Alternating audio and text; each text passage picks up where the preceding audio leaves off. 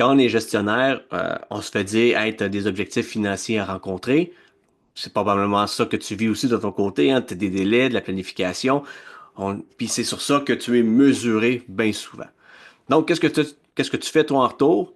Ben, tu t'assures de transférer ces objectifs-là à ton équipe. Alors, souvent, les objectifs vont être fixés sur le rendement, sur le résultat, sur les chiffres. Mais si je te disais que tu as tout faux, t'as tout faux. Malheureusement, dans notre rôle de gestionnaire, des fois, on est pris entre l'arbre et l'écorce. C'est ça qu'on dit, hein. Fait que souvent, les organisations, ce qu'ils vont nous demander, c'est des résultats, justement. Hey, il faut que tu aies un on-time delivery de temps. Il faut que tu fasses tant de mille par mois, puis ainsi de suite. Puis ça, c'est ce qu'on te descend. Toi, en tant que gestionnaire, ton rôle est de être un filtre. Donc, c'est-à-dire de renverser ça d'un autre côté. Et ton objectif à toi, c'est pas compliqué, tu dois miser sur tes collaborateurs. Tes collaborateurs sont le cœur de ton équipe, de l'entreprise. C'est sur eux que tu dois miser. Donc, tous tes objectifs doivent être dirigés vers eux pour les faire grandir, les faire progresser. That's it! Les résultats deviennent une conséquence naturelle de ton objectif, du rendement collectif que tu crées. Pour faire ça, je vais t'expliquer dans la vidéo justement comment tu peux miser sur les membres de ton équipe. Mon nom est Jonathan Parent, je suis le fondateur de l'approche Leadership, inspirer et guider des leaders de demain. Je suis l'auteur aussi du livre avec le même titre, qui est un guide complet, formation en soi. Même l'idée derrière tout ça est justement de pouvoir aider les gestionnaires à franchir leur premier pas ou à s'améliorer justement dans leur rôle. Donc, optimiser leur rôle de leader au sein des équipes parce qu'on peut facilement s'y perdre. Et puis, justement, quand on a un rôle qui est une pierre angulaire dans une organisation, ben, il faut pas seulement avoir accès à des savoirs, des savoir-faire, mais il faut avoir un savoir-être aussi. Alors, c'est ce que je fais. J'aide justement les gestionnaires à développer le savoir-être pour devenir un leader inspirant comme ils veulent devenir. Maintenant, si on revient justement à comment je peux miser sur mes collaborateurs. Simple, je te présente 5 petits points. 5 points qui vont faire une grosse différence, des choses qui sont facilement applicables justement à ton équipe, qui vont faire en sorte que tes résultats vont pas juste croître, ils vont exploser. Ça m'est arrivé, puis c'est fou comme feeling quand ça arrive parce que t'as même pas d'effort à faire, puis tu vas voir qu'il y a des deux gros avantages qui vont ressortir de ça, puis je te les présente aussi. Donc, première chose à faire avec tes collaborateurs, développe leurs compétences. Il faut que tu les formes, continue la formation continue. Mais là, attention, pas développer selon tes besoins pour rencontrer les objectifs. Les développer selon leurs attentes aussi. Ça veut dire, fais pas un plan dans ton bureau d'un bar puis dire, hey, tu vas suivre ça comme formation cette année. Non. Fais-le avec les membres. Il y en a qui vont peut-être te dire, moi, je suis bien ce que je suis, puis je veux me développer technique. Ça va peut-être être des formations techniques. D'autres vont dire, hey, moi, je veux peut-être progresser dans l'entreprise.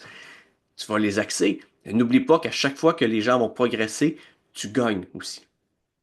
Puis plus tu vas t'entourer de gens qui vont avoir de très grandes connaissances, bien plus ils vont pouvoir pallier à tes manques. Ça veut dire que toi, tu vas pouvoir rester dans ta zone de génie de leader qui va être de faire briller ton équipe. Alors, développe ton équipe, extrêmement important. Fais-le avec eux. Ensuite, offre une vision commune. Point numéro 2. Est-ce que tu sais ce que tu veux ou c'est juste on fait ce qu'on veut, guys, puis go. Fais ta job, toi Henriette, fais ta job, toi Marie, fais ta job, toi Pierre, fais ta job. Offre quelque chose de commun, une direction. Hey, on travaille pourquoi? Tu sais, quand on parle mission, vision, valeur, là, si ton entreprise en a pas, ça serait important que toi, t'en développes une au moins pour ton équipe. Qu'est-ce que vous faites? Sous quelle valeur? Le respect, l'entraide, trouvez-le. Puis ça, fais un workshop. Fais-le avec l'équipe. Hey, qu'est-ce qu'on fait? Voici notre secteur, notre département. Qu'est-ce qu'on fait? Quel service qu'on offre ou quel produit qu'on développe? Mais pourquoi vous le faites? Dans quelle optique? Où est-ce que vous en allez avec ça? Donc, ayez cette vision-là de groupe commun que vous allez pouvoir bâtir. Ça a l'air niaiseux, mais ça fait une grosse différence pour, je vais te le présenter, là, les deux gros avantages, là. Puis tu vas voir, à long terme, là, tu y gagnes. La troisième chose, eh ben, fixe des objectifs.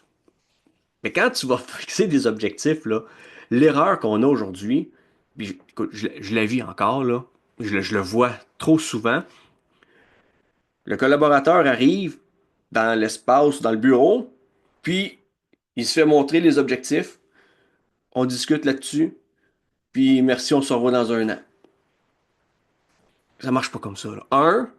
Un, prépare le collaborateur, il faut qu'il reçoive minimalement au moins une semaine avant la rencontre sur quoi vous allez discuter. Faut pas que ce soit un effet de surprise. Je sais pas. Comment tu veux qu'il se prépare adéquatement à répondre? Deux, je me suis souvent fait dire aussi, ben là, il faut que tu écoutes pendant ces rencontres-là.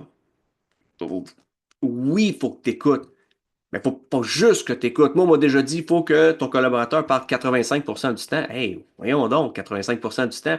Le collaborateur, là, il veut la rétroaction, lui aussi, il veut le feedback de ce qu'il a vécu dans l'année. Fait que tu peux pas juste l'écouter.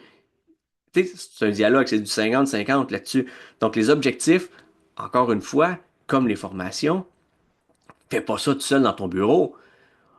Toi, Pierrette, cette année, là, faut que tu atteignes ça, puis tu vas faire ça, puis non. C'est tout le temps selon aussi leurs besoins, selon leurs attentes. Co-crée justement leur carrière avec eux. Fais-les participer. Tu vas voir qu'est-ce que ça va te dégager. L'avantage un va être nourri par ça. Tu dois le faire avec eux. Trop souvent, je l'ai subi dans ma carrière. J'arrivais, les faits étaient déjà écrits, puis j'avais mon mot à dire, mais on s'entend que ça valait ce que ça valait. Qu'est-ce que tu fais dans ce temps-là? Ben moi, je perdais motivation, puis je me disais, ça ne sert à rien d'avoir ce processus-là en place parce que ma parole n'est pas entendue. Fait que ça vaut. Fait que le troisième élément, justement, fixe des objectifs clairs, mais surtout co-développer avec tes collaborateurs. Ensuite, partage les décisions. Donc, quatrième point, prends pas tes décisions encore une fois fermées dans ton bureau. C'est pas toi qui as les hands-on, c'est pas toi qui a les mains dedans, qui va vivre ces changements-là. Si tu as une décision à prendre, prends-la, avec tous les faits en main. Ça veut dire pas d'émotion, pas rien, là, pas moi je pense que ça serait bon. Appuie-toi sur des faits, puis va chercher le pouls de ton équipe. Va voir, hey, qu'est-ce que vous pensez, gang, si on fait ça? Tu vas voir les arguments, les mains levées, puis invite les gens à partager, là. Fais pas juste faire ton monologue en avant parce que tu prends une posture comme ça, puis les gens, ils comprennent le message qu'ils peuvent rien dire. Ouvre la discussion, puis préviens-les. Avant, dans l'ordre du jour ou dans l'invitation, tu vas dire, hey guys, on a une décision à prendre sur ça. Arrivez déjà avec vos idées. Puis tu vas prendre une décision pas mal plus éclairée. Puis si tu as un changement suite à ça, ben, crois-moi que l'impact va être beaucoup plus petit que si tu le fous dans le fond de la gorge, comme on dit, là. Cinquième point, le dernier, offre-leur des responsabilités. Trop souvent, on pense que nous autres, le gestionnaire, la responsabilité nous appartient, fait que c'est à nous de tout faire. C'est faux. Peut-être que la responsabilité t'appartient parce que au final, c'est peut-être toi qui vas avoir le dernier mot dans un sens. Mais encore là, si tu inclus l'équipe, je vois pas pourquoi tu aurais le dernier mot. Fait que le mot responsabilité doit être ici partagé. Ça veut dire si toi, tu as mis des seuils d'approbation pour des offres de services, n'importe quoi, essaie de voir est-ce que tu peux pas peut-être mettre des standards en place ou mettre des outils ou des processus qui vont faire que les gens vont pouvoir faire l'action toute seule, dire OK, ben regarde, je peux l'envoyer parce que ça rencontre tel critère et c'est parti. Puis quand tu vas offrir ces responsabilités-là, c'est important. Il faut que tu acceptes que ce soit pas parfait. Il faut que tu acceptes qu'il va y avoir un temps de transition jusqu'à temps que les gens trouvent cette aisance-là, parce qu'aujourd'hui, trop souvent dans les entreprises, les collaborateurs ne font qu'exécuter. Donc ça, c'est difficile. Puis ça se peut que ça prenne du temps. Mais si tu es là, tu les supportes, je te le dis, tu dois leur offrir des responsabilités. Ces cinq choses-là, ces cinq concepts-là, qu'est-ce que ça va t'apporter? Tu sais, tu dis, OK, mais concrètement, à quoi je vais pouvoir m'attendre? Deux gros avantages. Les gens vont devenir engagés.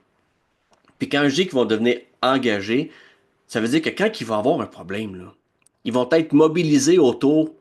de, d'une vision commune. Ça veut dire que si quelqu'un va mal, tu as un goulot d'étranglement sur un bureau, ben, tu seras pas surpris de voir que quelqu'un d'autre qui va arriver, qui va dire, ah, regarde, ça, je peux le faire parce que justement, j'ai peut-être libéré un peu de temps, puis ainsi de suite. Puis là, tu vas voir comment ça va se mobiliser le monde ensemble. Bon, ça va créer un gros engouement. Les gens vont être engagés, ils vont vouloir aller, ils vont en donner plus que qu'est-ce que tu demandes parce que ça va devenir naturel parce que c'est plus grand, ça devient plus grand qu'une seule personne dans ce temps-là.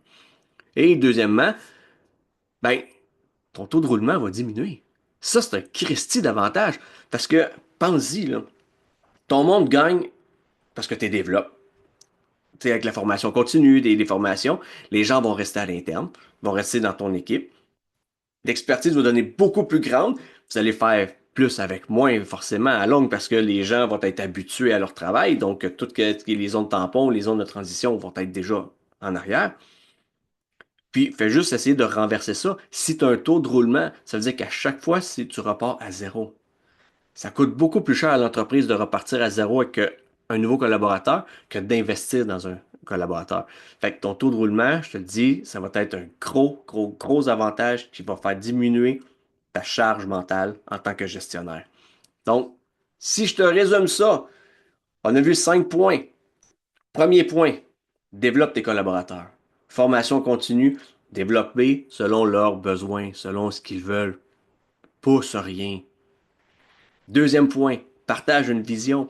Hey guys, pourquoi on fait ça?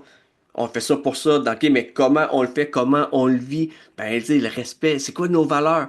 Puis tu vas voir, les gens vont devenir une petite famille grâce à ça. Ensuite, ben, co-créer les objectifs. Quand tu vas fixer des objectifs clairs, ne le fais pas seul de ton côté. Fais-le avec eux pour être sûr que, un, ce soit bien compris et que deux, ils vont se sentir encore plus impliqués parce qu'ils vont ils vont avoir travaillé à créer ces objectifs-là. Ils vont avoir participé activement. Donc, ils vont se dire, je peux le faire. Car si c'est moi, Noé, qui l'a dit en partie que c'est ça que je voulais atteindre, ça fait une grosse différence. Ensuite, quatrième point, partage le pouvoir de décision. Fais pas ça tout seul. Tu le sais, Noé, c'est pas toi qui vas la faire la job au final, c'est ton équipe. Fais des brainstorms avec eux. Demande à ton monde, hey, qu'est-ce que vous pensez si on fait ça? Ou hey, on a une décision à prendre. Bang, on implique les gens, tu vas voir. Ça va faciliter ta vie. Dernier point, cinquième point, délègue. Plus de responsabilités donne, donc plus de pouvoir. T'es amènes déjà dans les pouvoirs de décision, donc maintenant, donne-leur donc plus de responsabilités pour ce qu'ils vont faire qu'ils n'ont pas besoin d'aller chercher de l'approbation tout le temps. Ils peuvent mener l'action jusqu'à la fin sans qu'il y ait un moment d'attente parce qu'il faut que tu mettes ton petit saut dessus parce que c'est important pour toi. Va leur donner la responsabilité, ça va tout faire. Gros avantage, beaucoup plus d'engagement, le taux de roulement va diminuer dans ton équipe. Tout le monde y gagne. Tout le monde y gagne sur le long terme. Alors, j'espère que cette petite vidéo-là t'a aidé. Elle a fait une petite différence, t'a fait comprendre justement que les résultats que probablement que la haute direction te demande en haut, donc les résultats financiers, le rendement, le on-time delivery, ainsi de suite, ne sont qu'une conséquence de toi lorsque tu vas fixer les objectifs à tes collaborateurs. Tu vas maintenant axer ton objectif à développer ton groupe. Puis le reste devient une conséquence naturelle parce que tu vas voir avec l'engagement, taux de roulement qui diminue, les gens qui s'investissent, la mobilisation que ça crée, tes résultats vont faire que exploser. Je l'ai vécu, je l'ai fait. Ce sentiment-là de se dire, hey, je change la vie de mon équipe parce que je suis le filtre. Donc, la pression qui descend en haut, je la filtre. Je fais que donner ce que les collaborateurs ont besoin de savoir pour fonctionner, pour qu'on puisse progresser dans la même direction avec la même vision. Mais par contre, moi, plutôt que de dire, hey, j'ai besoin qu'on livre à temps, trouver des trucs, blablabla, implique les gens dans ça. Développe sur la progression, puis assure-toi de déployer leur plein potentiel à chacun. Bang, je te jure, ça fait du bien.